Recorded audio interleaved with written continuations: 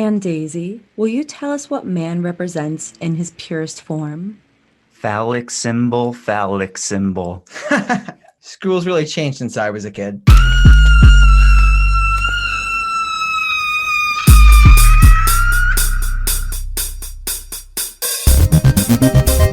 Jason is my son, and today is his birthday. Have dinner with us. My brother makes good head cheese. Candyman, I get cheese. Candyman, Candyman. We all go a little mad sometimes.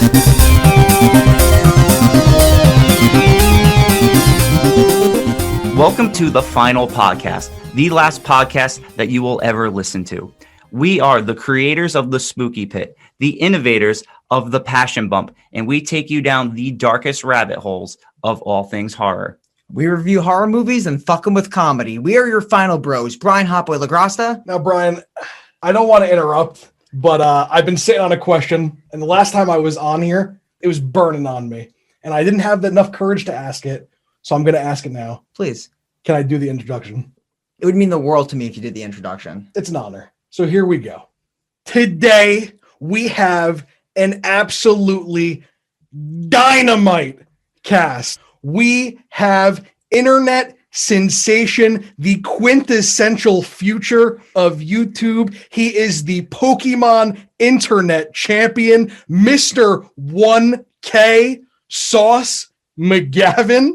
We have the always beautiful, the ever so talented, the producer of the final podcast, Jen Bell. We have the ever so charming, the limousine riding, jet flying, kiss stealing, wheeling dealing, whoa, son of a gun, your host, Brian Hot Boy Lagrasta. And last, and I say this from the bottom of my heart, certainly not least, we have Shane. The test results are in, and you are the father of you know who. She needs a dad, Shane. It's the holiday season. Come on home. She needs you, Shane. Smith. We're trying to make Shane the sex icon of the podcast. Today we are reviewing... Wow. That was a hell of you an guys, intro. Yeah, you really threw me off with that one. That was very impressive, Sauce. Thank you for all of that. So we have Sauce McGavin on again, backed by popular demand. We're happy to have you, dude. Are you ready to fucking crush week 4 of Kult Classics with the Wicker Man 06? I am stoked. We could not have introed you better.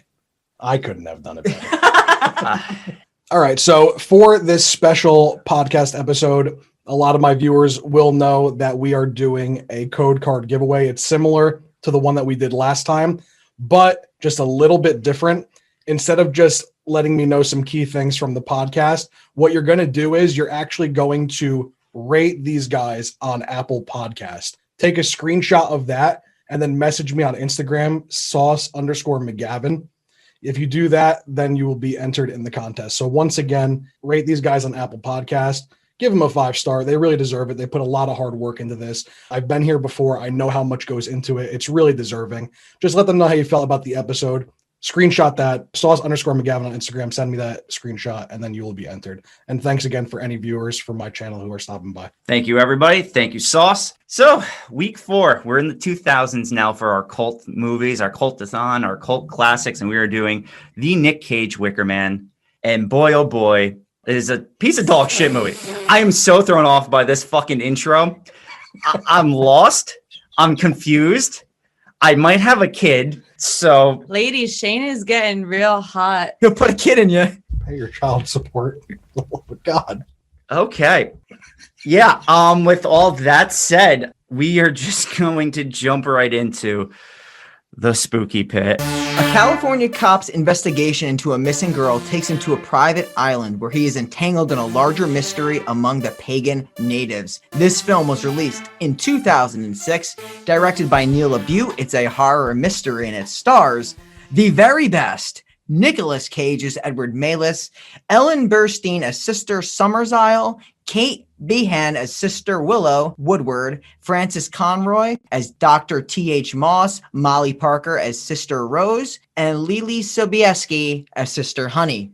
Let's do it because I know you're excited to talk Wicker Man. I love this Because movie. you're not a big movie guy. I know you love this one. It's incredible. We open up in a diner and a cop and a waitress are talking. And I didn't really know this, but the waitress is actually Krista Campbell, who's in like a lot of real grindhousey movies, which, Interesting. yeah, she's been around the horror game for a while, so it was cool to see her pop up here. But there's some interesting filler like actors in this movie that are like, they have some game, and I wouldn't really realize it. Yeah, because but they're in this movie. that's fair. I will say about this movie compared to the original, most of the dialogue is perhaps 80% word for word from the original Wicker Man. Though, like, obviously some stuff is done differently. The majority was just taken script for script.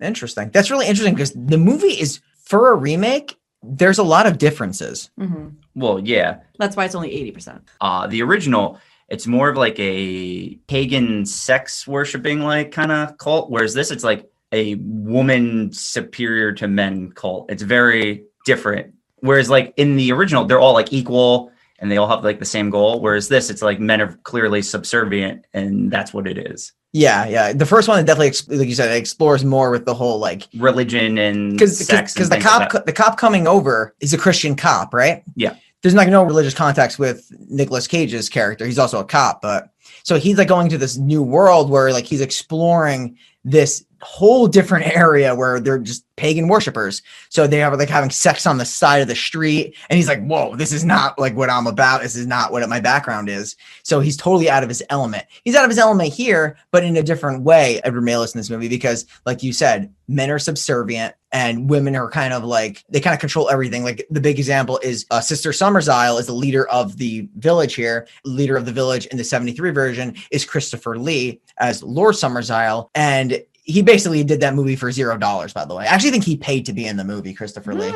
Really? Legendary Christopher Lee, I think actually like paid for promotion to be in the movie. I think he did it for $0. Did he pay to be in The Howling too? No, hand me my coffee. Okay. Yeah, we're in this diner and the cop and the waitress are talking. I think she asked the cop where his partner is. And you see Nick Cage looking over some self-help tapes. And he's picking some out on VHS, I believe they are. Yeah, that's right. That's right. And then don't the opening titles come on? Yeah. And one of the things I want to toss out there that I thought was interesting is Angelo Badalamenti did the music for this movie. Do you know who that is? No.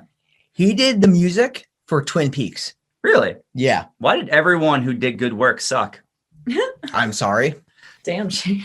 So then we see Nick Cage and he's riding his motorcycle. We do see him pull someone over first during like those opening credits, but then there's a doll on the side of the road and he does this scoop up off his motorcycle. Quite impossible. I did the calculations. It's actually impossible. The most athletic thing ever done in the movie. And so he pulls over the car. He pulls them over so he could give the doll back to the girl. And she's a real bitch. Yeah. She throws the doll back out of the window. So he goes to go pick it up because he's a nice guy, Mr. Edward Malis, right? And then he turns around and the car just gets absolutely destroyed by an 18-wheeler. Like, how fast was this 18-wheeler going to absolutely crush this car beyond recognition? On the wrong side of the road. Yeah, literally. Yeah. And it like almost immediately burst into flames. The most impressive thing of all of this is that the little girl is unfazed. She is. And he's trying to break the back windshield. And he extends his hand out to the girl to rescue her. And she just wants none of it. She's just like looking back at him. After we do this podcast, I want you to go and watch this scene again and watch his first attempt at breaking the window. He open palm slaps it. Like if you're trying to save someone and you have one chance, that's not the way to do it. Especially when you have like the motorcycle helmet on, which he does use eventually, but He begs to differ. so it is Nick Cage though. You would think he could open palm slap a window open. Like I've seen him do crazier Everyone's things. going to do it. So the car explodes, sending him flying backwards. And now you just see the Wicker Man. Come on. So now he's back at his house and he's visited by this police officer, Lady cop. lady cop, taking time off. He's not resigning. Apparently they never found those two bodies from that accident, which is kind of weird. Makes absolutely And no sense. the car was not registered to anybody. So now he reads a letter that was written to him by Willow. You kind of get some backstory. They were previously engaged. She misses her child. Rowan was missing for 2 weeks. Another similarity to the original movie. They're both named Rowan, the kids, except this is Rowan Woodward, and the original had Rowan Morrison, which I will probably make that mistake at some point because I love the original so much. She's been missing for 2 weeks, and he looks at a picture of the girl because it's included in there. And the letter mentions that she lives in a place called SummersIsle, a small place in Puget Sound. Willow even grew up there. And I'm sure that his character never even knew that she grew up there, would be my guess. The community has not helped Willow in any way, and she fears that her daughter's in grave danger. So Nick Cage then goes back to the police precinct and he talks to his partner and he shows him the letter. He says a line here. He's like, the plot thickens. I didn't even know you had a plot. And that summarizes this movie pretty well. I disagree. But the cop's like, dude, it's your ex, blow it off. She blew you off. She blew you too. Blow it off. She's not just asking for a phone call or anything. You can't even call her. She's saying, I need you to come here. My child's missing. It's not yours, but it's missing. I need help. Like, what? Yeah. I wouldn't have gone. Same. No, I wouldn't. No chance. Fuck that. If anything, we have phones. Yeah. Call me.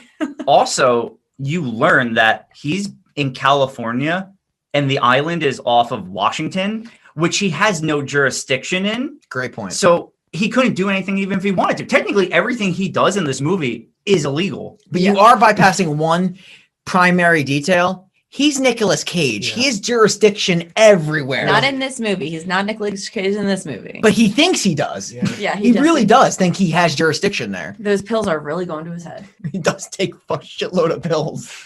So he's telling him, he's digging into it. SummersIsle is a farming commune in the Pacific Northwest. And then you see him kind of he's shown on this boat, right? He's already on his way to SummersIsle. He really didn't give this too much thought to make himself not go. He's on board with going. He notices a girl on the boat. And this to him looks like the girl from the crash, who also looks like Rowan, the girl that he got in the letter, the picture from Willow. Even on the deck of the boat, she's looking out into the water. He just has this image of her getting plowed by the 18-wheeler on the boat. And if you don't care to see this scene, it happens about 16 more times in this movie. Come on. The amount of times he has this flash of the young girl getting hit by a truck is insane. And the only way to get rid of this image in his head is to down half the bottle of pills. I really thought I was going to come on here and be like a little bit of comic relief, but you're really starting to piss me off, Shane. If you watched a little girl and her mother get hit by an 18-wheeler, you'd have fucking night tremors. You'd wake up in cold sweats. You'd have dreams of it too. Yeah. So don't bash him for having these images in his head. He's popping pills. Give him a break. I just felt the movie overdid it a little bit. Shane, you're actually the king of the night sweats. What was that chip he had that one time? He had 2 chips and was sweating the whole night. That's not The fair. ghost pepper chips. I had Ow. about 7 to 10 of those ghost pepper chips, and I woke up sweating and having night terrors. Now imagine if you saw a girl get hit by an 18-wheeler. It probably wouldn't be as traumatic as those ghost chips. Oh, dude, you poor man. I agree with Sauce though. I feel like when people go through traumatic experiences like that, you do see them repeatedly. So I'm not going to fault him for continuously seeing this. You can fault him for the rest of the movie because he's a freaking idiot, but I'm not going to fault him for reliving trauma because it does reoccur in your brain a lot. PTSD? Yeah, he has PTSD essentially. So he tries to make a call on the boat and he's got no cell service. The boat docks and he's trying to catch a flight with a guy who makes deliveries to SummersIsle. He's definitely an older gentleman. He won't take him to SummersIsle because he's private. And the people over there, they're very respectful of their privacy. They do not want to be bothered by outsiders. They're not very welcoming in that regard. But apparently this guy doesn't make much money. He's easily swayed by $50 to bring him to the island. I think it might be less. Yeah, what he says Benjamin and He didn't say Benjamin. he didn't, right? No. What? He tried to offer him a 20 or something and he wouldn't take it. So he had to up it. I think he upped it to 100. That's what I thought. He offered him 70. I thought it was a It was 20 and a low. 50. It was I thought he gave him just a few schmeckles. No, because he offered that at first and the guy was like, that ain't gonna cut it. He just said no flat out. Regardless, 100. It's not much to probably lose your job over if these people are so private. We're gonna shortly, we're gonna get to the island and meet some of the islanders in a bit, and we're gonna meet Willow later. But I did want to point out that Winona Ryder actually turned down the role of Willow. Really? Yeah. And they brought on potentially the worst actress in the history of cinema to play that role. I am 100% with you, Brian. I have never seen someone act so poorly. I mean, she's supposed to be acting as an actor, like not like acting as the character of Willow. Willow's supposed to be acting in general. No, it's all bad. Yeah, I get what you're saying, but Yeah. she actually doesn't complete a sentence in the entire movie. Not one. You have a point. I digress. I'm saying she doesn't actually complete a sentence. I never said she was a good actor. It's just even her facial expression. She always looks like she's just staring into the void. The void that is Nicolas Cage's eyes. But I don't even think she looks at him. It's like she's just like, She speaks and she sees her words flow into the ether and then just stares as they disappear. But now they're getting flown into SummersIsle, right? And he drops him off in the water. He doesn't want anybody to know that he actually dropped them off there. So he's got to like walk through a forest to get into town. But he's like immediately greeted by these few older ladies. And they're like, whoa, whoa, whoa, private island, dude. Private island. yeah, this is where we get to my first. Please explain to me. Because he also sees these guys carrying a bloody sack. And he's like, what's in there? A shark or something? And he goes to check in the blood sack and it moves. And then he never goes back to look. And it moving, wouldn't that tempt you more to actually see what's in there? And they give him permission to look too, Yeah. to take a peek. Why doesn't he? He's a detective. He should have. He definitely should have. Yeah, that's lazy writing. They're just like, he's like, ugh, you guys are freaky. I mean, they give him a pretty rough introduction. They basically tell him he's not welcome there. Yeah. And when he tries to act like he's here, investigating the disappearance of a child, they're like, oh, you're going to have to take that up with Lady SummersIsle. We really got nothing for you. When he brings up Willow, she's like, oh, that Willow, that free spirit. They're like talking down this girl. I will say this, though. Nick Cage is amazing in this movie. Okay, now you're talking, Shane. Like Nick Cage, his actions, as crazy as some of them are so fun to watch in this movie. What this movie does well, and it's the only thing it does well, is you get so fed up with these women characters and you actually start to feel the rage that Nick Cage is feeling throughout this movie. Yeah. So when he starts going around kicking doors down, you kind of wish you were with him just kicking these doors down. Yeah, because they're giving him like the whole runaround. There's like the plot. And then there's like the whole meta aspect of this movie. So like there's the plot of like him kicking doors down because he's so frustrated because he's not getting any answers. And then there's like, as a viewer, the acting is so bad, you just want him to kill everybody anyway. It's like, it's not even Nick Cage's character is getting fed up. Nick Cage himself is getting fed up with where this movie is going. And he's trying to get to the end as soon as possible. He's told to go to the mating house. That's where Willow is. And that's where he's going. He already has another difficult encounter with Sister Beach. Okay. So the whole time they were talking, I thought they were referring to her as Sister Beej. So if you'll notice with all the names, they're all references to nature. All their names are going to be references to nature in this movie. Except Beej. I thought it was beach. It is beach. They have a very thick accent when they say it because she says, I'm Sister Beej. She definitely says beach. Yeah, Oh, I don't sure. remember that. I'm deceased. You're watching like the Norwegian movie or something. Joe's setting on your TV and Shane's like, I'm going to turn the accent all the way up. I'm the Sister Beach. Now, is this like a subtitle thing, or you heard this like audibly? Audibly, I heard her say, this is Sister Beej. Is this Kathy Bates? It It looks is like It her. looks like her, yeah. That's a good recast right there. It is. Is it not? It's not. You're right. They do look very similar. They would have to dump the whole salary into her pocket to be in this film. Oh, Well, that's I'm sure they true. dumped a line to Nick Cage's. They had to. He's the shining star of the movie. Especially after she was in, what was it? Misery. Misery. Yeah. Oh. She Yeah. kills that movie. I'm sure they dumped a lot into Mel Gibson at the end when he reenacts Braveheart. They tried to get people from the old movie. There was a specific actor that I'm forgetting like his name, but they asked him to be in the old movie and he was like, the script is good, but you changed Rowan's last name. But Yeah. yeah, he didn't want to be in it. Yeah, because the last name is Woodward, and the original it's Morrison. I think they go for like a more Irish thing because the main guy, I think he's Irish, the cop that goes over, right? He's either Scottish or Irish in the movie, yeah. He's got this tough interaction with Sister Beach. I think that he immediately sees like Willow walk in, and you guys like Willow has like this like soft look when she sees Edward.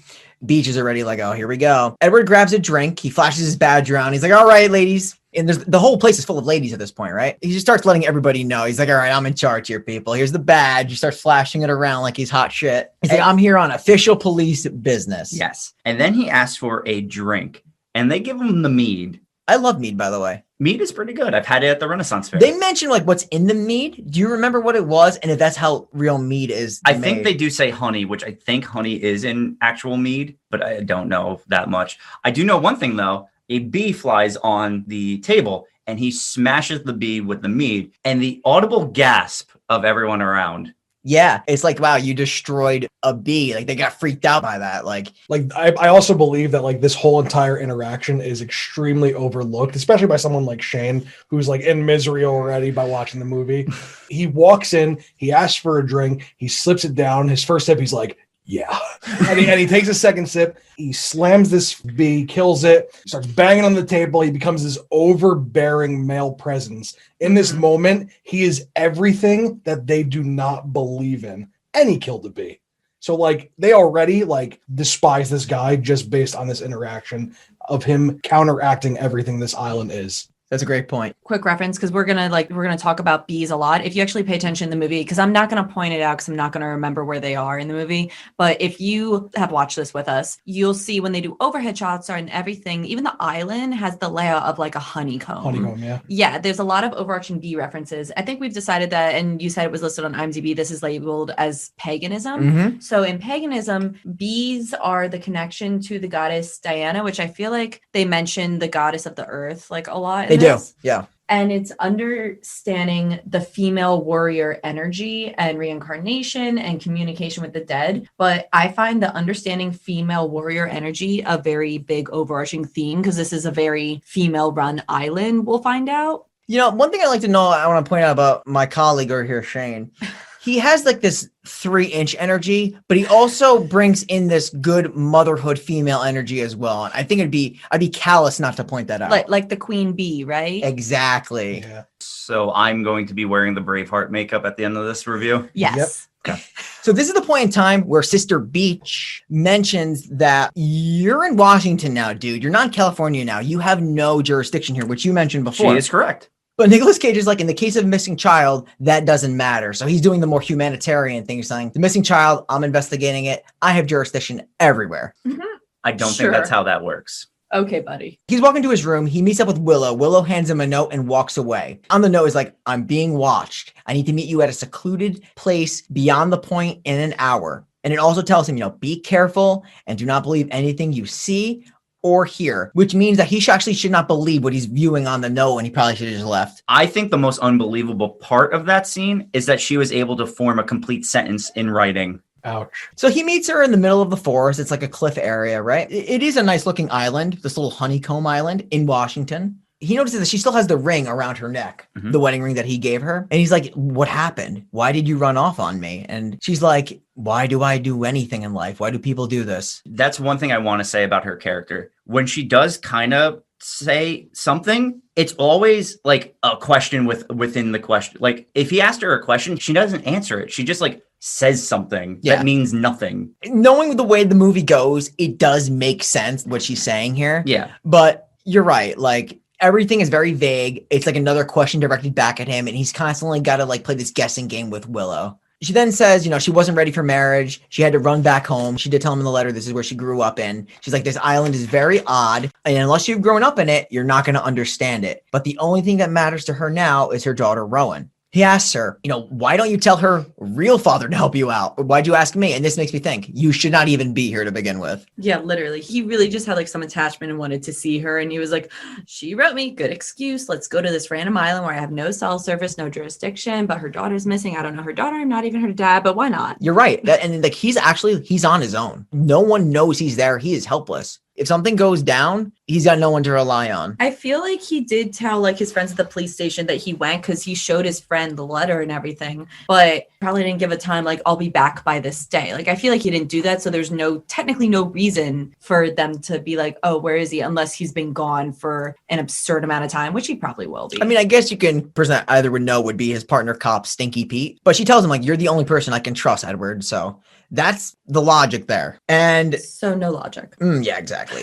She doesn't know who took the daughter. She just knows for a fact that she's missing. At this point, are you starting to already think that the daughter is Nick Cage's as well? Yes, almost course. immediately. Yeah, okay. I just Literally when he got the letter. Yeah, pretty obvious. An important thing that happens right after this is you see Nick Cage unpacking, and you clearly see he's unpacking bee EpiPens. Yes, he's got an allergy, so right away which is good in the movie because it's actually something that like comes into play throughout the whole movie. So it's good to see they were thinking that. It's also a difference from the original movie. I'm probably going to be doing this a lot too, because the original movie, he had no relationship with the girl that was missing. No, it wasn't like a none at family all. member. Yeah. In other case, they both kind of step out and they really take a step to play hero. Downstairs, you see Sister Beej and the creepy blind twins. And the creepy blind twins are like talking about the Wicker Man returning. Yeah. It doesn't look like they have like glass eyes. They're old. They're creepy looking. Yeah, that's why I call them the blind twins. And they literally talk at the same time, like almost in unison. Yeah, they're creepy. Because they're pretty weird. Would you say they're a product of inbreeding on the island?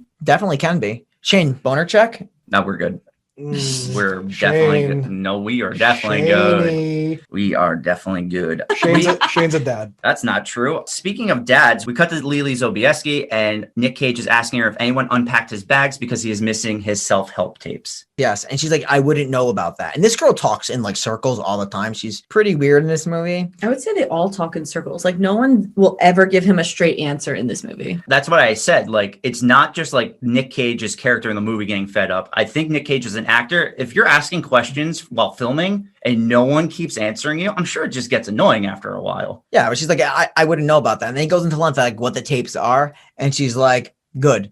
And then walks away. Then Cage goes to sleep, dreams about the girl getting rocked by a truck again. PTSD. That's true. He keeps getting these reoccurring nightmares for sure. You know what it is? Tell me, Shane. Tell me what it is, Shane. It's they overdid it because like I don't need to see it 6 times to understand he has the PTSD. They're in black and white, right? This is like a grayscale Yeah, shot. this one is. It gets so bad that he does dreams within dreams later on. In the nightmare though, like he goes into the car and they're gone. Yeah. You know what I mean? Like that's the whole idea. Like, does this girl even exist? So a lot of people are telling him that she doesn't exist or like that she's missing. So when he goes to see this in the dream, they're there and then they're gone. Yeah. His vision. He wakes up though from this dream and then he sees the girl like running outside. So he follows her into this like barn, are we going to call it? Yeah. And he's also popping pills too. So that's another whole element. Is like, do you think that he's really seeing this stuff? Is he just some dude that likes pills a lot? He's definitely got hurt from the explosion, and he's gotten rather frighteningly and quickly addicted to these pills. So the girl's sobbing. She's running. He goes into this barn, climbs a ladder up a couple stairs to the top of the barn. He opens a door and he sees a red piece of cloth behind this stack of grass. And from all the things that he's seen of this girl and Rowan, she wears this red sweater. So he thinks that she's hiding behind there. But he approaches and it's not Rowan, just cloth. So he then climbs up a ladder to look for her and he like takes one step and it collapses and he has to hold on to like not fall off.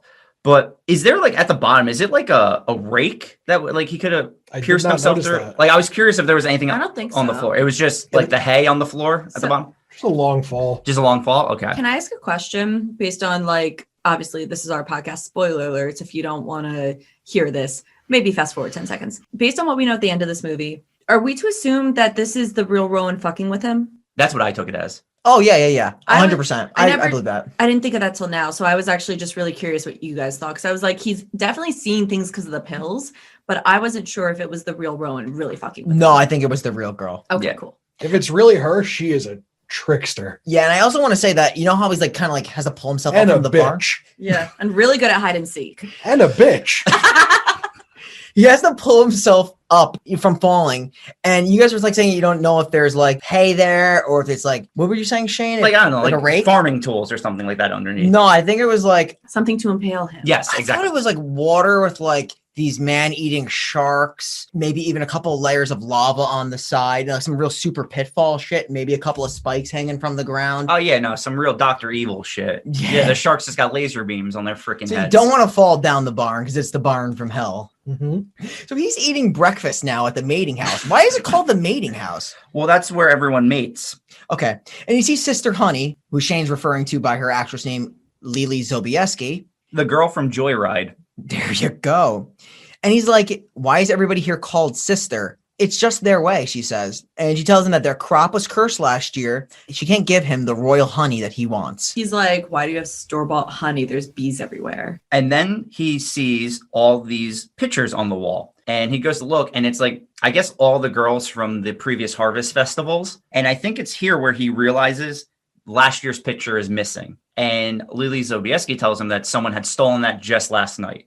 which I think is very suspicious. It's hilariously missing because there's like tons of glass on the floor, like that wasn't cleaned up. Like they knew it was stolen, but they're like, let's just leave a couple clues here for him. Yeah, they left everything there. Nobody cleaned it up. It's actually like kind of funny when you think about like the ending of this movie. Like right there, you should be like, dude, what the fuck? Like, what am I doing here? Like everything doesn't make sense. They're hilariously like playing jokes on him, like leading him on. Like, no one's telling him the truth. They're all speaking with holes in everything. And they're not even really trying to like lead him on or do anything. They're just like, I mean, we'll do something. We're not going to put that much effort into it, but we'll let him find out a few things. We'll let him figure it out on its own, but we're really not going to try that hard. Yeah, Sister Beach is the one person who actually does talk to him. It's Beach, Shane. Don't call her Beach, please. It's Beach. Just say the word Beach. Shane, on all of my notes, I wrote BJ. Shane has disdain for the beach. Well, apparently. The thing is that Shane has this crushing 3-incher that we're not talking about. And he's just he's really thirsty for a good beach. Well, it's the movie's fault. They kept calling her that, but No, it's not. They said beach later very clearly. I'm going to rewatch this movie tonight and figure this out. No, you won't. I will because I have the DVD. Uh-huh. And the DVD has some extra footage in it. It does. Does it? It does. It does. The scene where he gets the bees thrown on his face and he's screaming, not the bees, is not on the Amazon version. It's only on the unrated DVD. Just like we have an unrated afterpod that we're going to put out after this where Shane's like, not the beach, not the beach. Anything but the beach. Oh, I'm so making that into a t-shirt. Wow. And I'm going to spell it like beige. So. You gotta.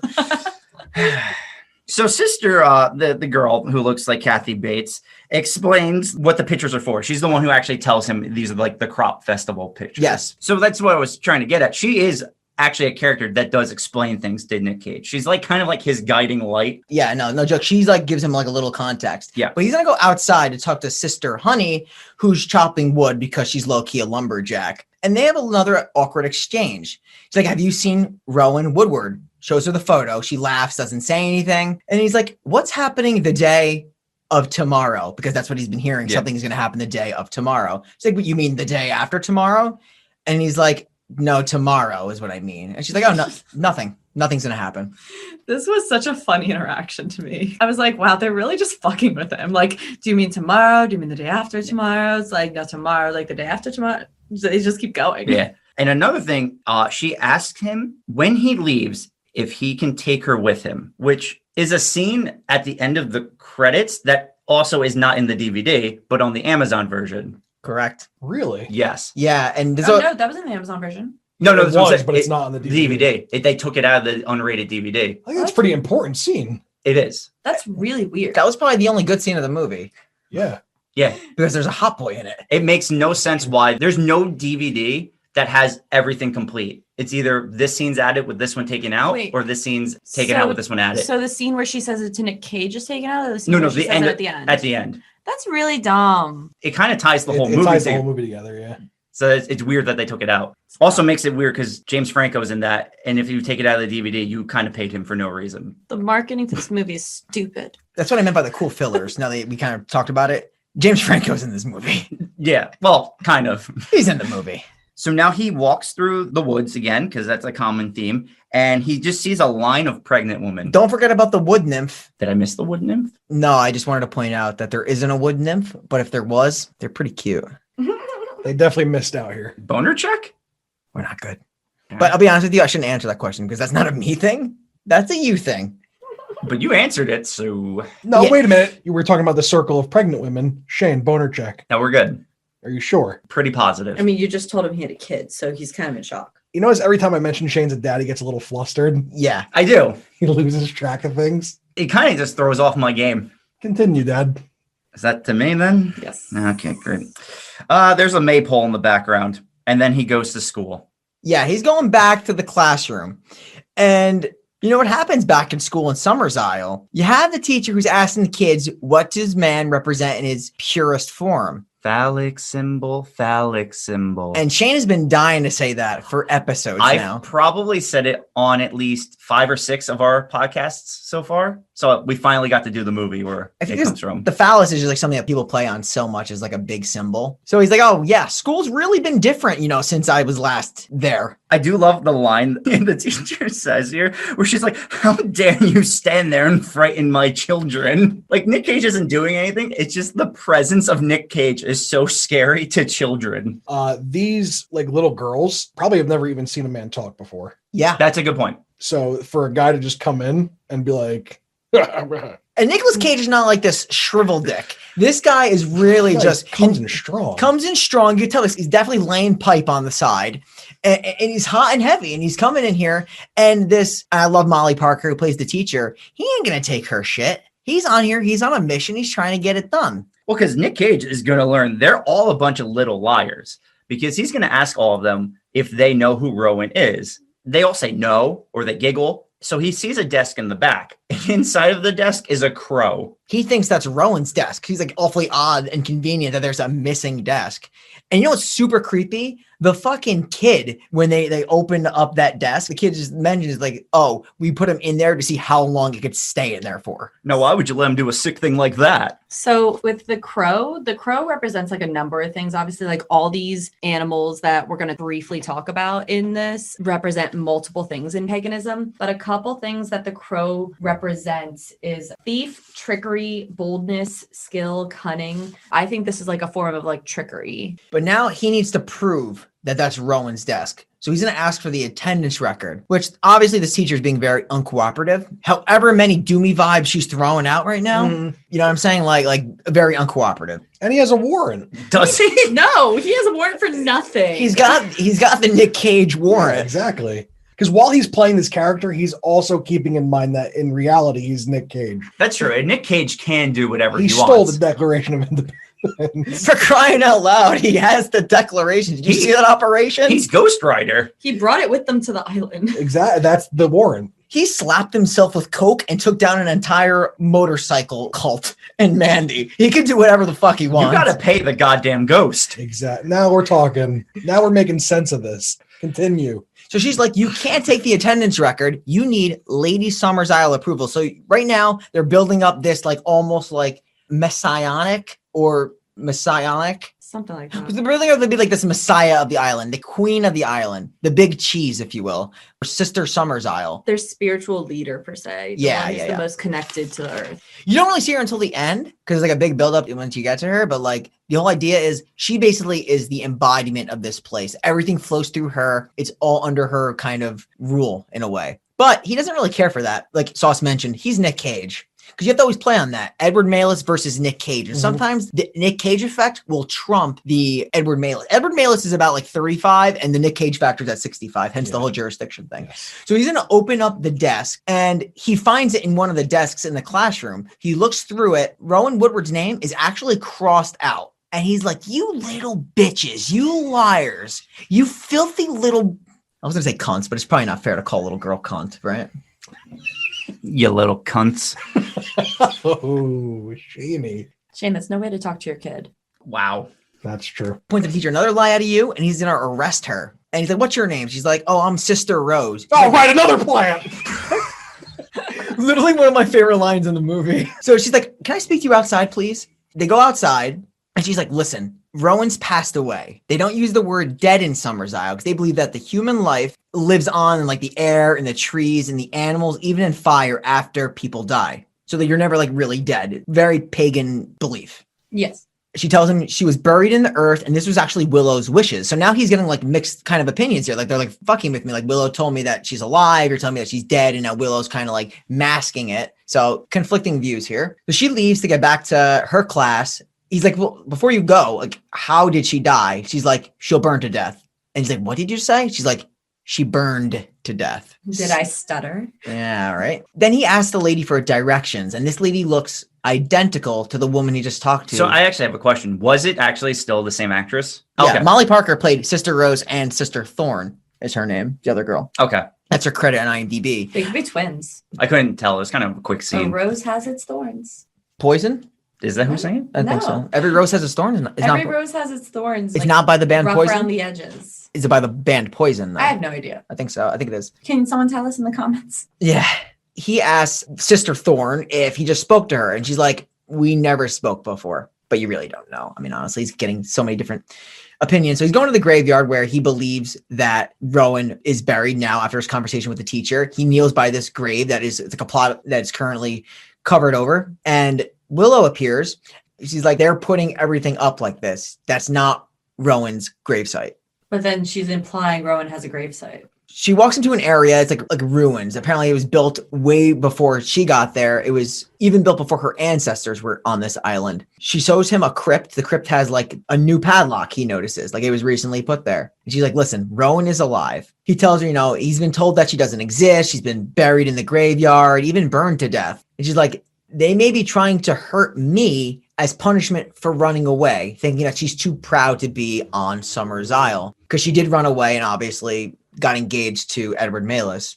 And Sister SummersIsle has never really been fond of Willow anyway, because they're building her up as this character who's like this free spirit. This is also where Nick Cage finally learns that Rowan is his daughter. And the way that this is presented to him is so horrible.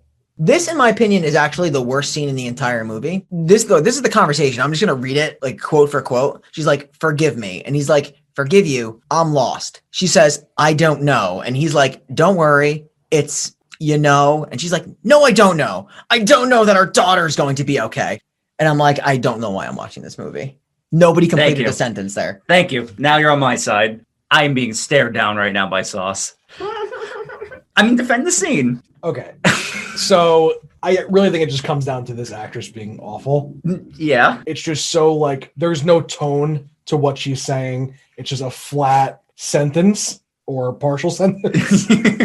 Very poorly executed. It is. They try to like drop the whole daughter thing in there, but like it was put into a conversation it was not supposed to be in, and it just did not flow well. And I actually had to listen to the conversation again and write it all down, because I'm like, this is one of, like you said, the most poorly executed scenes I think that I've seen in a long time. Horrible. So now the two of them, they go to Rowan's room, and Cage is finally doing some good detective work. He's looking around for clues, and he sees under her desk, it's just written like, help me, and like all these different like burning images and stuff like that. Like, yeah, she was kind of depressed. They said that she was depressed. That was her like logic behind it. They're really going to a lot of effort to fuck with this guy. Yeah. Yeah. Nick Cage asks Willow for a current picture of Rowan, but she says she doesn't have any. Only Dr. Moss would have a picture like that. So he does eventually want to go see her. He hears a plane coming now. So he's like, okay, I need to get to that plane because I need the radio.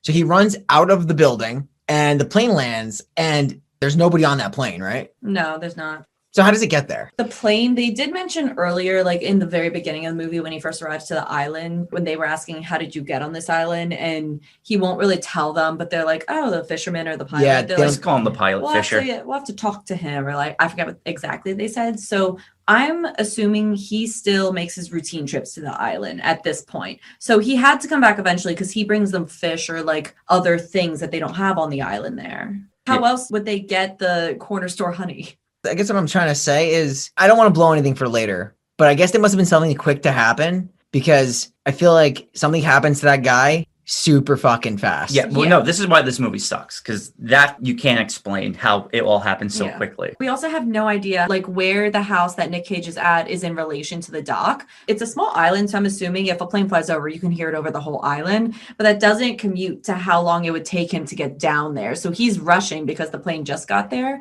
But like it could have been on the opposite side of the island and could have taken him like a while to bike down there, because he has to walk everywhere. There's no cars. The main thing is he does get to the dock, but he doesn't see the pilot anywhere. So he decides to sit and wait. And as he's sitting and waiting, and then cuts to him seeing like a floating Rowan underneath the dock. So he like jumps into the water. He's going for it, but then he like wakes up on the dock. And then he's holding a dead Rowan, and then he wakes up again. And this is what I'm talking about. The amount of dream sequences that are thrown into this movie, it's just too many. Yeah, and also ties into like what like Shane just said. This plane, like say we are going to assume that it is the delivery plane. The plane's not docked. It's in a really weird part of the water. So like that doesn't make sense. I think it's just like a poorly executed reason for him to have to jump in the water, because like the plane should be like docked right next to it if he's like making deliveries.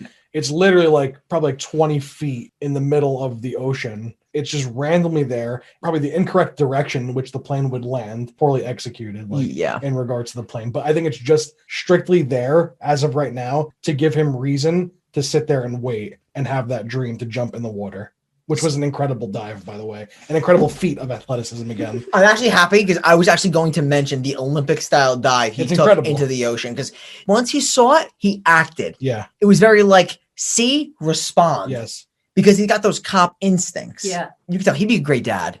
Not as good as you, but he'd be a good one. I'm not a dad. I'm not a dad. Also, Shane saying that he's not a dad also debunks your theory of Shane being a good father, because he's not, because he has a child who's in desperate need of a father. None of this is true. I don't know where any of this is coming from. We got the test results in this morning. They came in, Shane. God. They came in positive. This Wicker Man episode is turning into an episode of fucking Maury. Her name is Willow. Oh. He does swim to the plane, right? Yeah, he does. And he has to check for the radio, and there's no radio It's there. destroyed. Right? It's destroyed. You see all the wires coming out of like the plane. So then he goes to Moss's, right? Frances Conroy, a great actress, does not belong in this movie. No, she deserves better. He sees a book on the table, which if you've seen the original Wicker Man, I believe that's the book that he also finds, with kind of shows the exact ritual that they perform. Yeah, the book is actually labeled Rituals of the Ancients.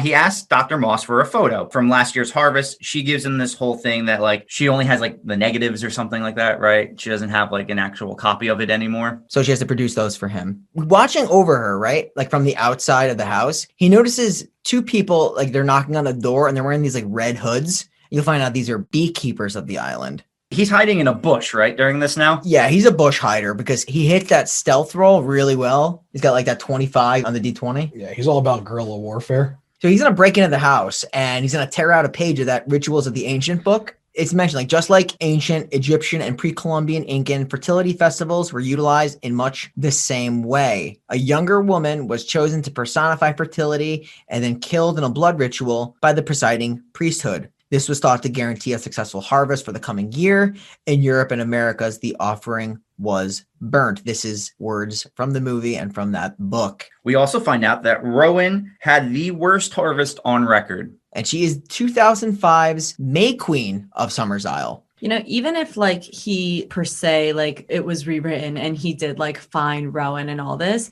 he doesn't have warrants to go into any of these houses. So all this evidence would not be liable in court. It just depends on the court. Yeah, well, you got to think, they're going to realize he's Nick Cage and be like, this is all, we'll allow it. Well, he could take him to cage court is what I'm saying. He's going to hold up the Declaration of Independence and be like, I can do this. So now Nick Cage leaves and he goes to question Willow again about like the picture. And this is when you can really start to see Nick Cage is getting fed up with everything that is going on around him. Like this is like when his turn is really starting to take place. He's like, why didn't you tell me about this? This is something you should definitely tell me, right? And she's like, I don't know. Why are you yelling at me? And then he 180s again. He's like, oh, sorry. And he like hugs her. He's like, you listen, bitch. Our daughter was the worst May Queen. We had the worst harvest festival last year. We should be ashamed of ourselves. I love how he's owning this kid. Like you should own your Shane now that you're a father. Good segue. This is the worst segue the podcast has ever had. Wow. I'm putting that on record. So I got to ask, as our resident relationship guru on the podcast, Shane Smith, you see a future between Willow and Edward Malis in this movie? Can they go somewhere? Can they find their daughter and unite? Can you find yours? So he walks and starts helping some guys lift logs onto a truck. One of the guys like kind of falls over with the logs and like Cage is trying to talk to him and he can't speak to him. Like the guy. And that's when I'm starting to think these guys don't have tongues, which is that canon for the movie. I don't think you actually know for sure, but they don't have tongues. Okay. So he has no reason to help this guy. Correct. This is just another poorly executed way of us as the viewer to find out something. And that is the guys cannot talk. But here's the thing. He randomly is like, let me help you with that. Throws up one log, right? About 60 logs fall. And he walks away. He helps him put up one, but when 60 fall, he's like, I'm out. He's Well, like, that's way too much work for Nick Cage. he's like, you've done enough. You showed me guys can't talk. I'm out of here. Absolutely. That's a lot of fucking timber. Oh, man. He then rides a bike, which I wanted to ask where he got the bike from. I also add that question myself. That's a please explain to me right there. There's bikes all around the island. Everyone takes bikes. So I feel like there's just maybe a bunch lying around that belong to the people on the island. I feel like he just grabbed one, or like maybe he's using Willow's. He's not really even staying at her place. Because he's staying at the inn, technically. I want you guys to, I'm going to throw a bunch of theories out here. Can we do that? Can we get the tinfoil on for a second here? Yeah. Mm-hmm. I actually think that there's a lot of time in this movie that's not explored. 100%. There's a lot of uncharted area where Nicolas Cage is probably doing a lot of stuff off script and off screen. I think that he's trying to employ a secret biker gang. Mhm. There's not a lot of men on this island, but there are, like you see the guys like bringing up the trees because they're like doing all the labor. I think he's trying to recruit some of these men into the biker gangs because you see some of the girls like Sister Rose riding the bike. So I think he's trying to steal some bikes. And you said the crow is a symbol for the thief. And we all know that Nicolas Cage's favorite animal is the crow. It's the crow. I checked it. So he stole her bike, I think, for this part. And he's trying to start this big biker gang. It's not working out well because the men are totally subservient to the women in this island. But hell, I mean, he's working his hardest to get this biker posse started, right? I'm with it. I also think that there's a third copy of this movie. We talked upon how, DVD has one scene that the Amazon movie doesn't. Amazon movie has one scene that the DVD doesn't. I think there's another copy, and it will explain the missing aspects of this movie. And I think it's too hot for just like a normal rating. I think it's a XXX copy. Nick Cage fighting crime, full penetration, fighting crime, full penetration, fighting crime until he finally solves the case. Of course. Yeah, so I think that's the explanation in my eyes for the theory of what's happening with all these missing scenes. Yeah, and I think that little piece I was mentioning about like the biker gang, you're going to see that because I think they're coming out with a spin-off. It's called the Sons of SummersIsle. I'd watch it. I'm not even joking. Catch out on FX. Because it reminds me of like Biker Boys, one of my other favorite movies. One of the worst movies ever made.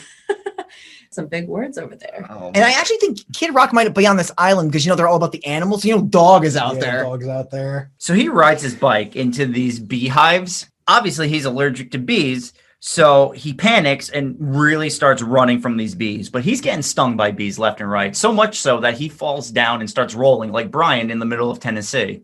Yes, and he's crawling now. He sees Rowan, right? With a swarm of bees just like all around her. And you see he's just like dizzy and he just passes out. And he wakes up in this bed being treated by Dr. Moss. He asks if she used the bee EpiPen, but she said, no, we used the traditional methods of the island. Yeah, been out for hours, right? Yeah. He's been gone for a while. He was damn near death at this point.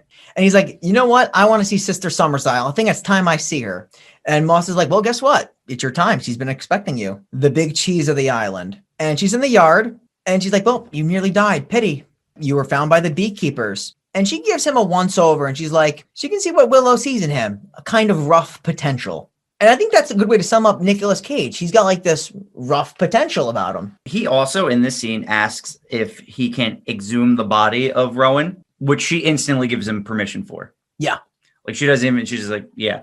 It's funny because how the conversation goes, he then asks her later, and she's like, I'm pretty sure I did that at the beginning of our conversation. Yeah. But they never say no to him. Anything he asks to do or go to do, they're never like, no, you can't do that. They just say, oh, you have to ask permission. Or they don't say no. I'm pretty sure that they would have let him check the books or do whatever they wanted. One thing she points out, she's like, we do not murder here.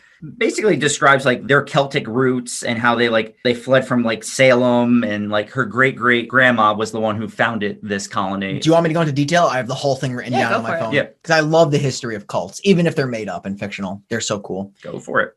Straight from the movie. Here we go. Celtic ancestors rebelled against the suppression of the feminine. In the late 17th century, they fled to the New World. They settled near Salem. The persecution continued even there. They migrated westward. In the 1850s, we'll go with that, her great-great-grandmother led a group of people to SummersIsle, and they decided never to enter that other world again.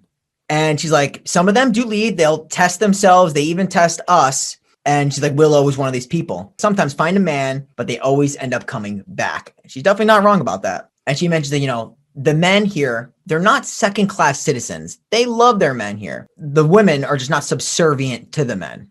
And he's like, it seems like you guys are kind of inbreeding here. And she's like, they procreate to satisfy the goddess, to assure ourselves, of worthy offspring. The most sturdy of their kind. And he's like, female, right? so what if somebody has a boy? She's like, that depends. Deuces. It's kind of alluded to that like some of the boys that are born, they would probably just like get rid of. Yeah. I'm thinking of Game of Thrones where like they selectively get rid of certain people. What is that? Custer's crew? He just like gives Sacrifices the boys to the White Walkers. Yeah. After all of this, like you can tell Cage is fed up and he's like, all right, I'm going to go exhume the body. And they give him a travel bike. So this is where he gets one bike. Yeah, finally they explain. Like how he got a bike. Waits till nighttime to go dig up this body, which I thought was kind of interesting because it's not like he has to sneak around and do it. That was dumb. Yeah, because he has permission. So it's not like he could just do it during the day. But I think he gets off on the night walks. And you also have to keep in mind my theory of the fighting crime, full penetration. There's a lot that's going on Penetration. before they get to the grave. So it's going to be hours. This is Dennis Reynolds' plot in this episode of It's Always Sunny. So he finds a burned doll in the grave. There's no Rowan. Yeah, because Willow said that's not her grave. Yeah. I'm pretty sure this is the doll. Remember when like the girl throws it out, the doll in the beginning of the movie when he's examining that car crash? Yeah. Okay. That's what it's alluded to. I didn't realize that. He then hears a girl crying and he goes to look for her. And he realizes that crypt that Brian had mentioned earlier is now unlocked. So he goes down the crypt into the like flooded area and he sees this red sweater floating in the water. You're not mentioning the fact that it was unlocked by the great locksmith. Well, that's another thing that was off screen, probably during some of the full penetration. Now we're talking. There's a superhero on this island who does nothing but unlock things. He's called the Great Locksmith, and they don't really go into too much detail about the Great Locksmith, but he is a big part of this movie because he helps him get into the crypt. Or should I say hurt him, because he really doesn't find much in the crypt. No, all he does is get locked into the water hole. That is true. He gets locked in because I think one of the beekeepers shuts the gate on him. More visions of him, rescuing the girl from the exploding car, and this car explodes like Shane's dick.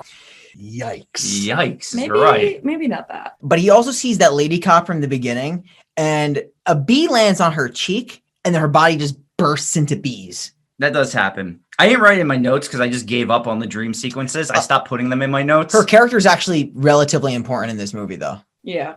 Yeah, I know. But I just gave up. Okay. I was gonna say like that they literally lock him in there while he's in there and he's like, help me. And I imagine like the beekeeper just turns around, waves at him, and he's like, fuck you too. It's pretty much what happens because he's in there overnight, right? Because he doesn't get rescued till the morning by Willow. So eventually Willow finds him in the grate or the crypt, whatever you want to call it, gets him out. He hands her Rowan's red cloth, shows her the doll. She's like, I think this is Rowan's. And before she can answer, he's like, how'd I get burned? How'd I get burned? How'd I get burned? Yeah, he just starts screaming how he got burned. Awesome. And I have actually in my little notes, this is where the movie turns heavily. That is a fact. It gets kicked into high gear. Well, yeah, because after this, he goes back to Mrs. SummersIsle's like home, and then it's just like behind door number 1, we have this man covered in bee stings. Behind door number 2, we have a woman naked covered in bees. Behind door number 3. Bees! Who would have guessed it? It's wild. And then like they do show Mrs. SummersIsle in this scene, and she's kind of like in her like queen hive area with all of her little like worker bees standing around her. Queen bee. And she's like, excellent. He is gone. Now, this is where, like Saw said, the movie gets wild because now he's just taking bikes by gunpoint. This is the Nicolas Cage we all paid our money to see. This is what I signed up for. This is what you pay $3 on Amazon to see for the rest of this movie. You're getting Crazy Cage. That's what I paid I for. paid it. I rented it from the library for free. Nice. You probably didn't get everything though. I did. I got the extra scenes. Really? Wait, In the library? You didn't get that James Franco scene. Not that one, but Did I got you get the triple X scenes or no? I didn't get the full penetration, but I'm just checking. Now it's just worthless. What about the Sons of SummersIsle? that's not a real thing. That is such a load of shit, dude. So running into the forest, Sister Rose approaches him on a bike. She's got the crow mask on. She's like, we're having the celebration of death and rebirth. And he's like, listen, she's only a child. Think about what you're doing to her. Because now he's like, he knows something bad's going to happen to Rowan. She's like, the time for sentiment is over. And she's still got these doomy vibes, dude. She's really throwing him out. And I love this because now, here it comes, pulls out a gun. Yeah. He's sick and tired of the bullshit. Step away from the bike. And he takes her bike. Because I don't think she understands what she's dealing with. Pro mask, right? Yeah. Yeah. Yeah, the crow's also like the teacher, and like everything we said before, all these animals have various meanings. But I love that idea that they kind of thought through this movie enough that the crow's supposed to be understanding all things related to ethics. Of course, we said earlier, thief, trickery, boldness, skill, cunning, single-mindedness, a bringer of knowledge. So at least in this movie, they thought through enough to assign the animals to very specific people, which is so interesting. Yeah. That's cool. That's clever that they did that. The only probably clever thing that they did. I mean, we'll It's one talk of about them, the yeah. rabbit because Willow wears a rabbit mask later, so I'll bring that up a little later. But if you remember any of the others, because I actually don't, like I remember various animals, but if you have any specific people wearing an animal costume that you would like me to tell you about, let me know. I just don't remember all of them. There's a bear suit. The little kids have Yeah. rabbits, I think, no? The little kids have a rabbit suit, and also Willow wears a rabbit suit as well. I can just tell you now then. The rabbit is quick thinking, humility, strengthening intuition, overcoming the past, resolution in change, fertility, new life, nurturing, rebirth, and balance. You know what's interesting? Like, where did they come up with like these meanings for the animals? We could probably, if we do a deep dive into history, it probably tells you more of where each came from because there's probably a story behind all of them. Do you think like literature and fairy tale, or there's like practical elements to I this? think there's definitely practical elements to the majority of them, but there's probably like a whole history behind paganism that explains, like, I wouldn't call them fairy tales because they derive them as teaching stories. You know how Native Americans have all these stories about animals that tell you like their roles and what they're there for and everything. I think it's going to kind of similar to that. And I mean, I could definitely do a deep dive, but that would take like literally a full podcast. Yeah, that'll be the next time we do Cult Month. Exactly. Which we can't because we can't find another 90s. Nice, nice.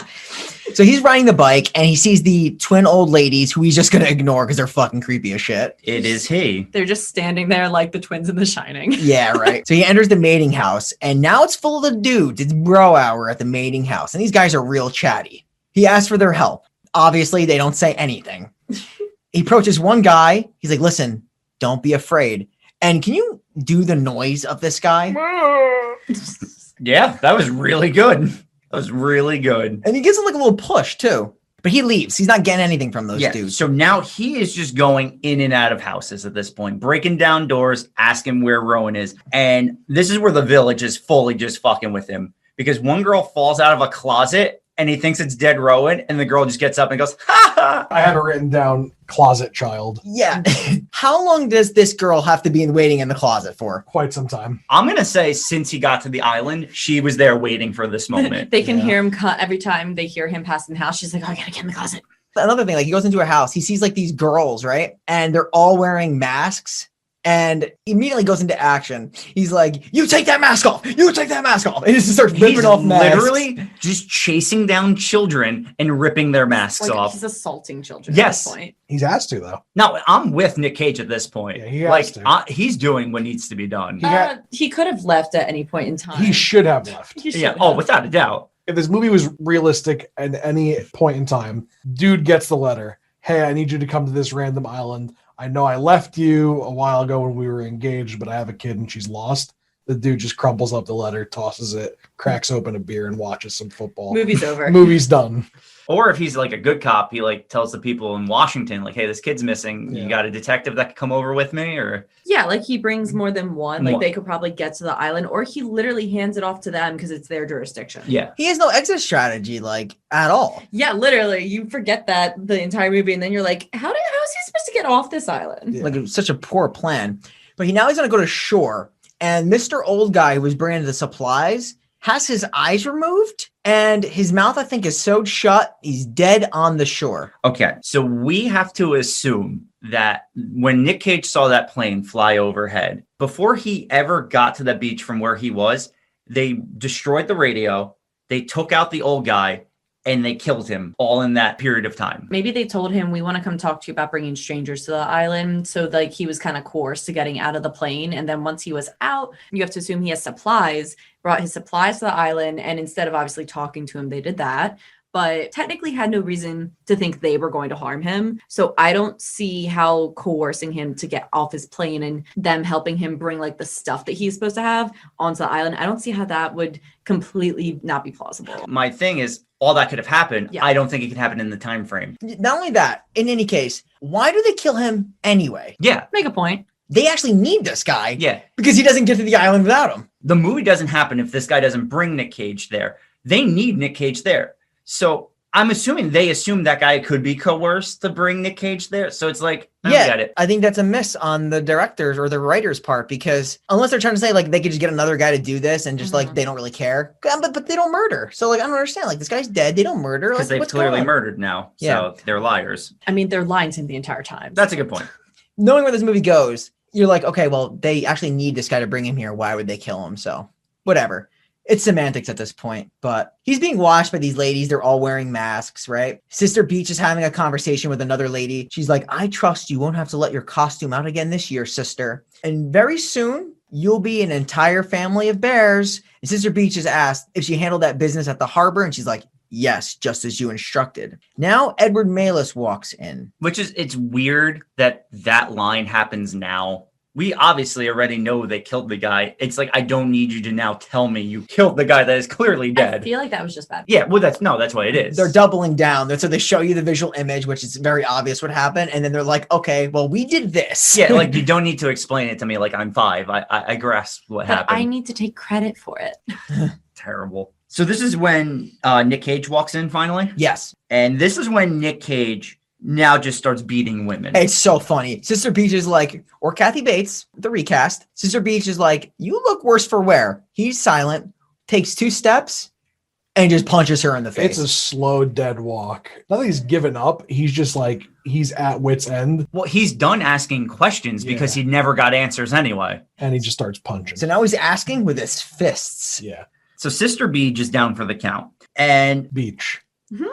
I had to throw it in one last time. I understand.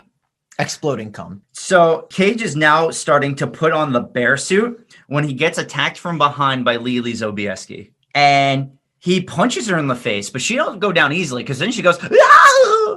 Yeah, she makes a fucking weird, And then he roundhouse kicks her in the mouth? He Or punches just her like sweet chin music's her? It's like a fucking weird, it's like a sweet chin. Like he punches her and then he kicks her in the face. The kick is so strong because this guy's definitely took a couple of lessons from Ralph Macchio and Karate Kid. And she hits the wall and cracks some of those May Queen photographs. She goes flying. Like, this is a hell of a kick. And before leaving, he does take the black furry outfit. We know it's a bear, but you really don't know what it is when he takes it. Or do you? Because it just looks like he takes his outfit. You do, because they had mentioned her becoming like the bear just in the previous conversation. So you're supposed to like allude, I think, that it's a bear suit. Gotcha. I do want to mention Sister SummersIsle at this point. You see her. Half her face is dolled up white. The other half is black. Yeah, it's crazy how like mid-movie they recast her as Mel Gibson. They're bringing her back to 1995. She has a white gown and all members of the colony are kind of gathered together. And she's asking her goddess to accept their offering. Everybody repeats, accept our offering. And they continue to pray. All the women put on their animal masks. While this is happening, by the way, Nick Cage is running with the parade in the bear suit. This is so funny because everyone's wearing masks. He was just better off just being himself because he's such an outlier as the fucking bear. I think his strategy is that him wearing the bear suit is they would all think it's Sister Beach as the bear and not him. I would assume that's a strategy. Before, there's a lot of stuff that's going to happen up to this point. They're kind of like meeting up somewhere. They're like all traveling together. And he's kind of like, he's aligning himself with Willow, who's also traveling. This movie is different than like Midsummer or like the original Wicker Man because there's no fool. No, there isn't. You know, all these like pagan things, they always talk about the fool as like this big element, but there's no fool in this movie, I noticed. I mean, they think he's a fool. Unless he is the fool, that would be the only thing I think of. This one's a little different because I don't know if we've talked about it quite yet, but we've already alluded that with Rowan being crowned the May Queen, they had the worst harvest they ever had. So this is just kind of their backup plan. Like this isn't their original. So maybe like in the original, the May Queen Festival, they had a fool, and this is just their backup plan. This is plan B. Yeah. That's a good point. This didn't work. She wasn't the best May Queen. So let's resort to plan B. But you know, like all these cool cult movies though, you know how they always see like the murals and like you see like all these little things about like what's going on? They don't even reference that part of their mythos, I guess you could say. The movie sucks. Was it in the original? Did they do Oh the yeah, original? big time. And there's actually a dance around the maypole in the original. And there's no maypole dancing. You see the maypole. The original is a very creepy and unsettling movie, whereas this is a straight up comedy. You know what's cool about the original too? I'm not sure if you've ever seen it. the music is so off-putting because it's like this lollipop, lol. Yeah. It's like really weird, like music that doesn't fit with the horrific elements of the film, which just like completely takes you off guard. Nick Cage, as the parade is going, now sees Rowan tied to a pole. He's assuming they're going to burn her. So he does the most Nick Cage thing of all time. He tries to sneak as the bear with this like little walk he does. And then a woman comes up to him saying, "Oh, sister," and he just decks her in the face. I mean, bear claw into the mouth. I mean, we said it before. He's done playing games. He's done asking questions. It's time for fists. It is. And it just so happens that majority of the fists, it's going to hit women. It's the way it is. It's wild to just see Nick Cage in a bear suit, But running and hitting At women. this point, as a viewer, you have to like just stop and think like, what's the end game? Because you get the girl, right? There's no way off the island. Everyone knows where you're going to be. Like there's thousands and thousands of people that are going to chase you. It's over. Yeah. So just go out swinging, which he does. Yeah, you kind of get that impression that like no matter what he's going to try to do, it's just not going to end well for him. And you kind of get that towards the back half of this movie, especially this end part when he's like literally by himself and his exit strategy is officially fucking gone. Yeah. So he unties Rowan. He starts running through the woods with her while still wearing the bear suit.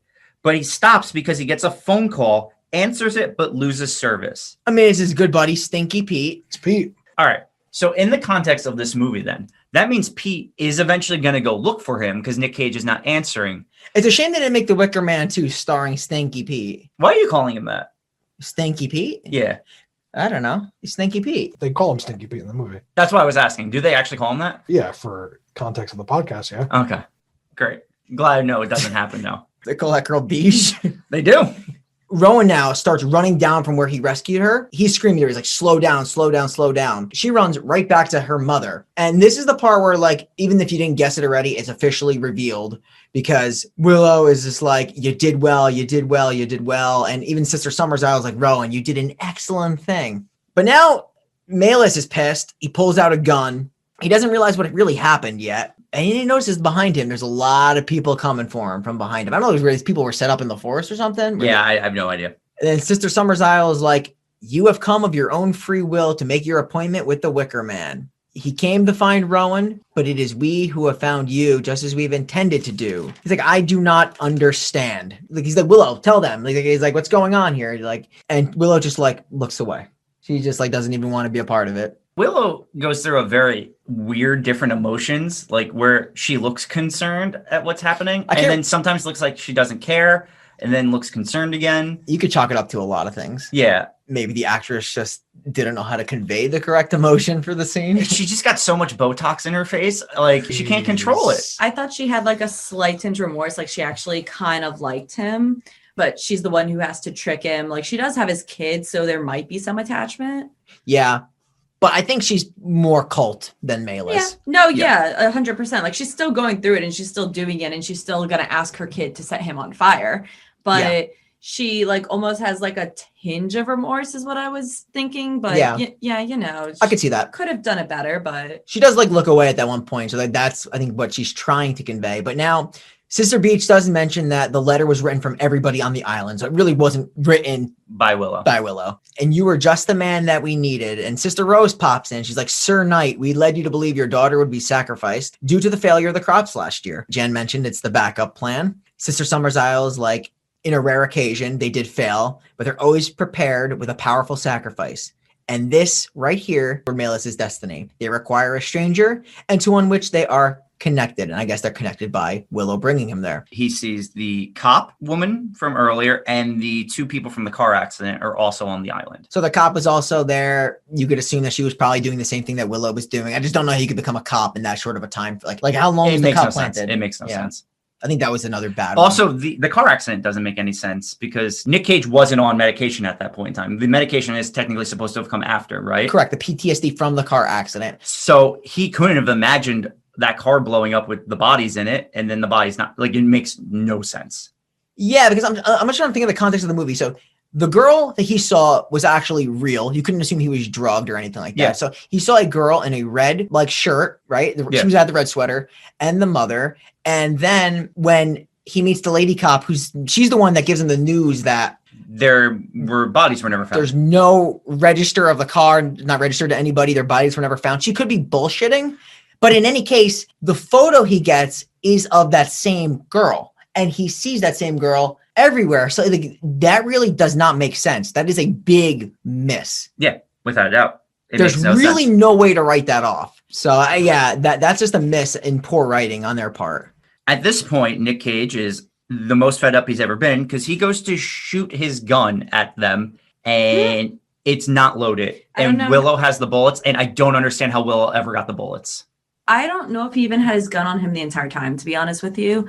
Like, maybe he had his gun on later. It's to assume that he's carried it around the whole time. But if honestly, Willow's been sneaking around and fucking with him a little bit. The one time he did go to sleep, because I'm pretty sure he didn't sleep the majority of this movie, I'm sure that there was nothing stopping anyone on that island from going through his stuff. He mentions in the beginning, very briefly, that they had gone through his stuff. So that has to be the only time they take those bullets out. Which is why they didn't take him then. Because specifically, when he falls and gets stung by the bees, the first thing he does when he gets out of bed is check his gun, and there's bullets in the gun. The movie specifically shows that scene. So then from that time frame on to when this happened, Willow would have had to steal those bullets, or somebody would have, and he's had the gun on him the whole time. Exactly. And it doesn't make sense because the only time he ever goes to sleep again is when he's underneath the water in the crypt. I also think that the time it could have happened was the water thing, because I also think that the person who trapped him in the water pit was actually Willow. Oh, yeah, that would make just sense. In a suit, and then she just took the bullets then, because that would be the only time. Makes him sleep there overnight, and then she comes back in the morning. That's the only time it could have happened. There's so much talking that happens when he takes his gun out and just starts pointing at people. I would have pulled the trigger much earlier. Yeah, literally. Yeah. He waits so long to try to pull the trigger, and I would have just probably unloaded the clip on the Lady SummersIsle immediately. Yeah. If you're going down, like you said, no matter what, you're taking her with you. 100%. Also, there's a chance, since this is a very bee-oriented colony, if you take out the queen, the rest of the bees might just die. I love your metaphor there. Shane's daughter would be so proud. So there's people coming from behind him, like we mentioned, and he's got nowhere to go. They're closing him in. So obviously popping people earlier would have made a lot more sense if the bullets were in fact there, or just popping him in general. Or just leaving. Yeah, he does his best to take a few of them out. I think he gets a couple kicks in. I think it's 2 kicks in. But there's way too many. Obviously, they snatch him up. Break his legs. Yeah. This is the great line. He's like, "You bitches, this is murder. You're doing this for nothing. Killing me won't bring back your honey." He's just so intense, and this is when he goes full Nick Cage. He is like Mandy Nick Cage. He is like leaving Las Vegas Nick Cage. It's all rolled up into one. And after they break his legs, that's when they put the beehive. What is it? Would you say they put on top of his head? I call it a bee helmet. A bee helmet. They put the bee helmet. They pour the bees in, and he just starts screaming, "Not the bees! They're in my eyes! My eyes!" Even though they're clearly more in his mouth than his eyes. Yeah. I want to point out that Not the Bees was supposed to be the original name of our podcast. When we first started, me and Shane thought, but apparently there's another podcast named Not the Bees. Wow. Yeah. Wait, really? Yeah. I want to look it up. I want to see what it's about. I don't know what it's about, but I think they were posting on YouTube. Their podcast thing is a photo of Nick Cage. No. That's sick. Wait, that's great. Wait, can I read the synopsis? Go it has for it. no reviews. I'm dying. Stuck in lockdown in Melbourne, Liam and Larry commence a pilgrimage to watch, document, and discuss every film Nicolas Cage's entire filmography. They aren't pioneers in this foray. It has been done before, but they see it as a rite of passage. Join us for insight into the man, his methods, his movies, and more. That is amazing. That's something we tried to do. Yeah, we actually tried to do that. Yeah. That is so funny. Yeah, there's no ratings for it, but I'm gonna 5-star it right after this. We're done here. they have 9 episodes. I'm gonna give them a listen. We should collab with them. Oh, totally. We'd have to do Mandy or the next Nicolas Cage movie. If you're listening from the Not the Bees podcast, please DM us on Instagram. I would love to chat with you. Yeah, we gotta get in touch with those fellas. Now, like Shane mentioned, he's screaming in pain. His legs are broken. He can't walk. They're carrying him in this some sort of a blanket, right? Mm-hmm. And obviously he's being toted to this large Wicker Man figure of wicker. It's almost on a high cliff, right? Like a high mountain area. And he sees the figure, and it is very scary. This large wicker figure. Obviously he knows he's going in there and he's screaming in fear.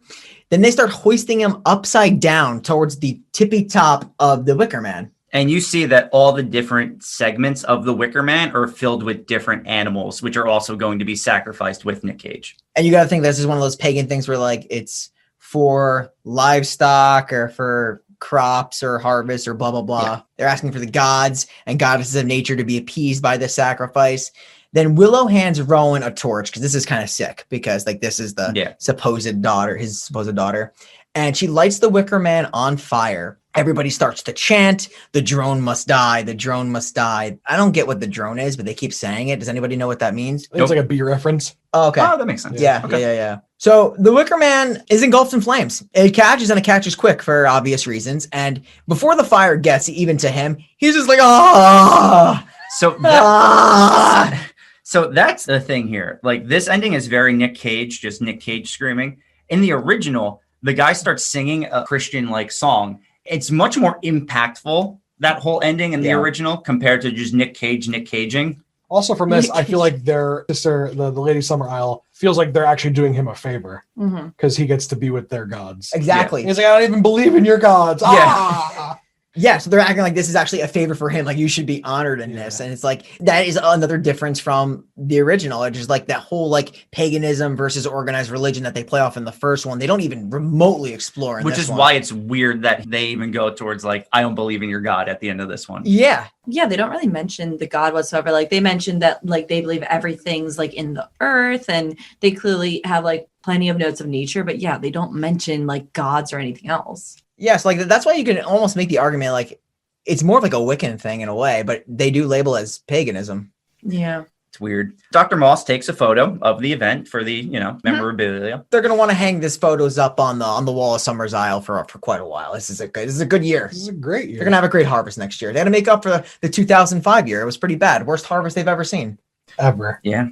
And then the movie ends, but there is another scene that I didn't see because it wasn't on my DVD. So I'll let you guys explain. 6 months later, James Franco's at the bar. I thought both Francos were at the bar.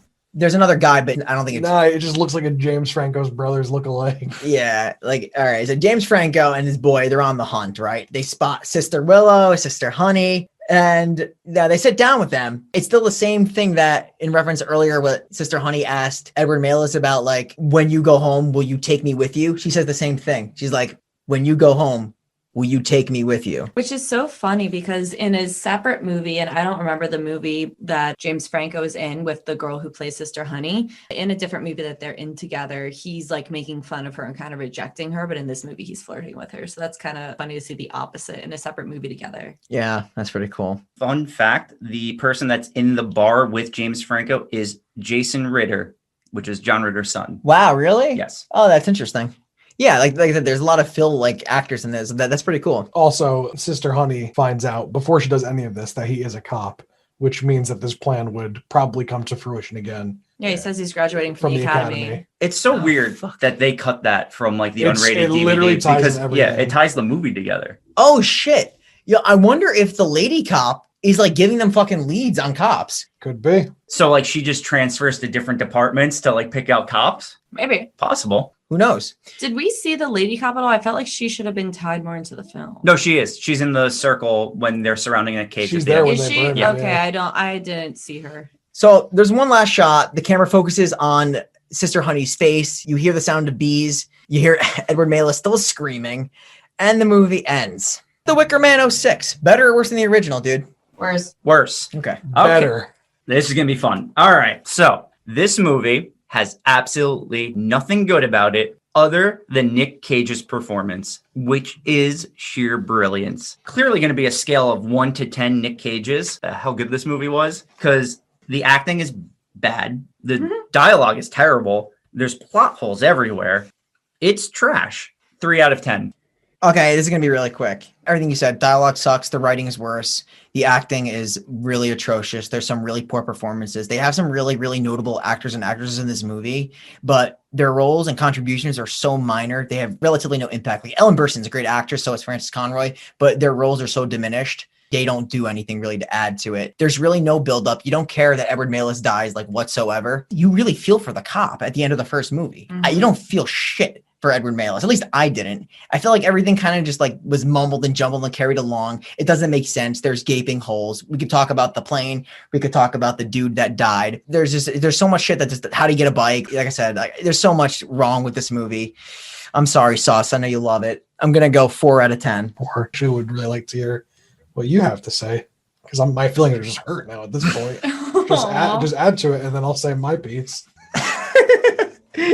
I didn't hate this movie. If I'm comparing it to the original, they definitely left a lot of stuff out via like paganism and stuff. Like the whole like yelling about the god at the end was kind of dumb if they were going to leave that stuff out. But I didn't hate this movie. I thought actually the way, like, I mean, obviously the acting wasn't subpar. Like Willow definitely could have had more like movement in her facial expressions, but I guess we'll blame her real world choices for that. But I gave it a 5. I would watch it again with someone. It wasn't super disappointing, but if I am comparing it to the original, I like more nuances and hints to like what they're exploring with the paganism. Like I enjoy little things like that and little nuances. So they could have definitely put more of that in, especially with all the references like to the earth and everything else. I'll give it a solid 5. I don't think for me personally, it wasn't anywhere below. I didn't hate the movie. I could rewatch it. All right. So as you guys touched up on, plot holes. This movie's Swiss cheese, right? There's just holes everywhere. It's not cheddar. It's not cheddar. It's Swiss. And, you know, the acting is terrible. Writing, the way things are delivered, things are so out of place. But were you entertained? Yeah. That's the only reason why I have this out At of 4. the end of the day, right? You could say, you know, I would show this movie to someone because of the entertainment factor, right? Shane wouldn't show it to his daughter. I'm going to touch on that in a second. Before you guys do, I get what you're saying, just because there is a movie we reviewed on here back in October, Night of the Demons, which I gave a very high rating strictly for the entertainment value. Gotcha. But that movie was better than this. But I will let you continue now.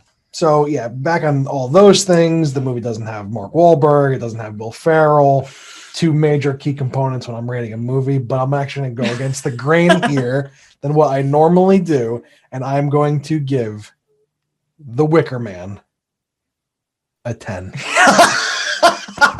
This is your time. I've never in my life given a non-Will Ferrell or Mark Wahlberg movie a 10. And today is that day. So history is made. It's a 10. So you've given a 10 on this podcast before any of the 3 of us. I know this should never matter, but I have to point it out. This is actually in the bottom 100 of IMDb movies, believe it or not. Not that it should change anybody's opinion. I'm just putting it out there. Wrongfully so. You think it should be in the top, what is it, 250 they do? Wrongfully Yeah. so. I would agree. It's not a bottom 100 movie that I've ever seen. I've seen some stinkers. Oh my God, yeah. Now, people may not know, but I've, attempted to watch a lot of horror movies with you, even way before this whole podcast started. And I have fallen asleep during majority of them.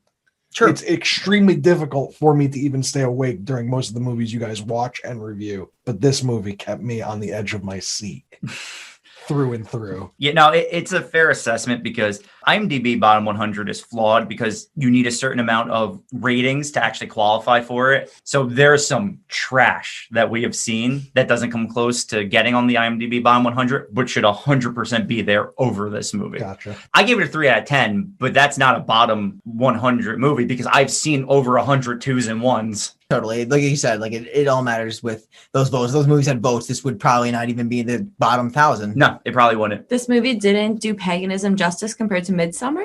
Nah, wouldn't say so. Didn't go as deep as Midsummer. But we'll be getting to that next. Were you on last time we brought a Necronomicon in? No, this is a first for him. Wonderful. First, yeah. So we started a new segment where we pick someone in the movie who has died to add to our Book of the Dead, our Necronomicon, someone who we would maybe consider, probably won't do it, reanimate them in the near to never future. I don't think we have too many options this time around. Not a lot of kills. There's 2 people. Now, do you True. you only put one? Yes. Yeah. We can do an honorable mention. There's tits. We can do them, but you only get it left or right. I would say that my suggestion actually wouldn't even be Nick Cage. Right? He'd be the honorable mention. The one I'd put in is the airplane driver. I'm going to actually take a third option here, which I feel like is going to be totally discounted, and it's fair. The bee. I'm going to go with the airplane radio. Nice. No. Because that shit got ripped out, and it really destroyed his whole exit plan. No radio, no method of escape. I think the thing has to be alive to count. Yeah. In the future, to reanimate them as if they were Frankenstein, even though we will never do that, even though we are promising them this, we're never going to do it. But it has to be a living thing. It's my pick. Sue me. Okay. My pick is Nick Cage. I mean, I'm fine with the airplane pilot, but I think Nick Cage was the man burned in the Wicker Man. He deserved it, though. So because we could all agree we wouldn't have gone. None of us here would have gone to the island. He went, and without a plan, he deserved to die. He doesn't deserve to be in the book. The airplane guy, just trying to make a quick buck, did his part, did everything by the book that they wanted him to do, basically. Shall we flip a coin? Well, who do you think it should be? You're kind of the tiebreaker here. Oh, geez. Nick Cage, airplane flight guy. Or the airplane radio. Or the bee. This is a lot of pressure. I will go with the airplane guy because Nick Cage in this movie, I think he's just a blumbering fool. Accurate. Like, we can give him an honorable mention. I vote to give the bee an honorable mention, honestly. Original, like, maybe he had more of the... What am I looking for? The radio to the plane. No.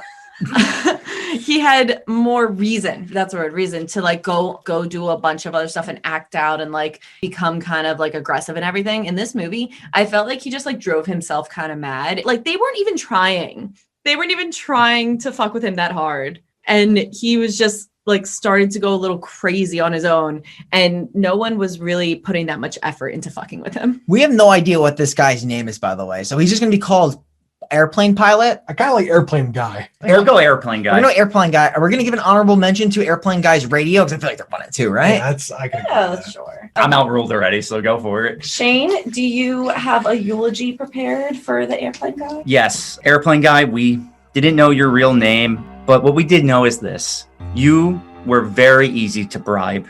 If I needed you to do something, all I needed to do was give you about $5 to $10. And for that, I'm going to put you in our Necronomicon, because I'll be honest, I don't know anything else about you. Amen. Rest in peace. I'm giving an honorable mention to the radio and the bee. Sauce, thank you for being on for a second time. It's so much fun. Dude, it was fucking blast. I can't wait to have you on again, because I know we will have you on sometime in the future. Sauce, you're kind of like blowing up. What's going on, dude? I'm pretty much famous already. I'm really not. I'm not here to like put myself over. I'm not even here, to be completely honest with you, to review the Wicker Man with you guys. I really just want a legacy to be born from here on out, and I really want you guys to run with it in future podcasts to remember me by. Shane's a father. Don't forget that. There is I'm not going to mention I know the kid's name. I'm not going to mention the kid's name. I know the kid's name, and she loves Shane, and they've had many beautiful moments together, and, you know, he's neglectful to that, and it's sad. But Shane's a dad. Don't forget that. I hate kids. I can tell, because she needs a dad, Shane. He also hates dogs. I do. They both suck. Where can everyone find you? YouTube.com/Sauce McGavin. Pokemon videos multiple times a week if you're into Pokemon. For anyone here that is from the channel that stopped by to listen, greatly appreciated. You guys are awesome. Don't forget, rate these guys. I know these guys on a super personal level. They're some of my best friends. I know how much work goes into this. I know how much effort is put into this to make this thing happen. The least that anyone could do, even if they're not from my channel, is rate these guys, because it truly does help so much. So once again, thanks to everyone from my channel, and thanks for the people that come on a weekly basis. You guys are awesome. You're too kind, buddy. Thank you so much for coming on. Thank you. Appreciate it. On. I love Thank you guys. Love you too, buddy. Well, with that said, it's time to reveal. Next week is the end of Cultathon, our Kult Classics, and we are reviewing the 2019 great Midsummer. That's the last movie of our Cultathon. We are going to the 2010s. And I know me and Brian are definitely excited to review that one. I think, Jen, you like that one too. I liked it actually. Okay. It was very unexpected. I was expecting something else because there's a lot of hype around this movie. Yes. But I actually thoroughly enjoyed it. They just do a good job on that movie. I was a little put off by how long it was, but we've been watching movies that have been 2 hours or more. So Yeah. I'm kind of Burnt out. yeah, I'm a little burnt out for the long ones. But out of all the cult movies, definitely like Midsummer was the best in my opinion that we could put on here. But we'll never do it again because we can't find another 90s cult movie. So we will do more cult movies, just not a whole month. Not in this order. That's fair. And we'll let you know that next week we will also be having a special guest, our first ever 3-time guest, Brian's brother Damien, the Eggman, will be coming back. In the meantime, happy Thanksgiving. Yes. Happy Thanksgiving. Thanksgiving is coming up. Have a happy Thanksgiving. We are the final podcast signing off, and we will see you next week in Sweden.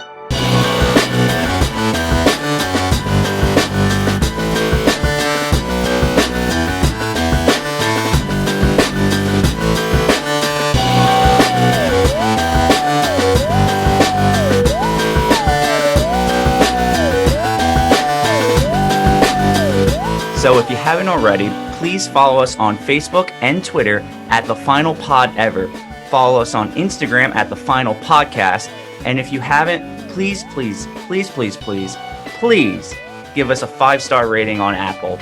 It really, really helps Apple, push out our content and recommend us to other people to listen to.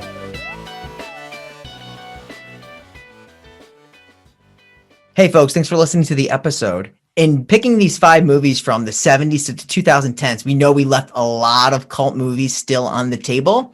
And I'm just going to let you know some of the movies that we were mulling over from that time period that we were thinking about doing. Obviously, Wicker Man 73, Jugface, Mandy, The Shrine, Rosemary's Baby, Hereditary, House of the Devil, VHS 2, Apostle, The Ritual, The Endless, The Believers, The Other Lamb, The Haunting of Sharon Tate, Borderland, The Heretics, and Believers. If anybody wants us to review those movies in the near future, please comment on our Instagram at The Final Podcast. Thanks for tuning in. We love you all, but not that much. Happy Thanksgiving.